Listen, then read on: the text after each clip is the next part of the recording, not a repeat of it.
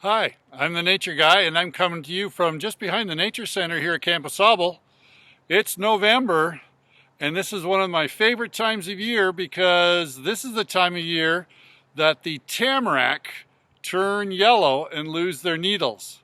So let me tell you a little bit about tamarack. So they are conifers. They have small cones and they have needles, like you can see on this branch right here. Little needles. And so by having needles and cones, we call those conifers. Now, most conifers are evergreen, kind of like this pine tree behind me. But tamaracks are the one deciduous conifer. They're not evergreen. And so in the fall, late fall, early November, all the needles of these tamarack will turn yellow and then fall off. People sometimes ask me, why are all the pine trees dying at Camp Sable?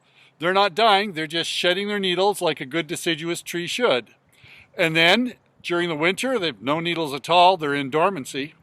In the spring, however, they all bud out into all sorts of clusters. So if you look really close, you can see that the needles are in little clusters, little sprays, and those are bright green in the spring, and it's gorgeous. In fact, when the buds come out, they're actually covered with a little bit of purple.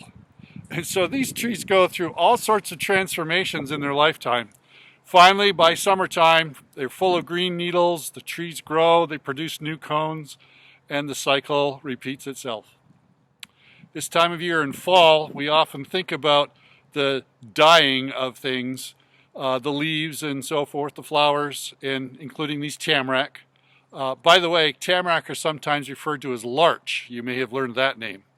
Anyway, these trees remind me that life we go through cycles and phases in our life. But the most important phase that we can have in our life is when we accept Jesus as our Savior.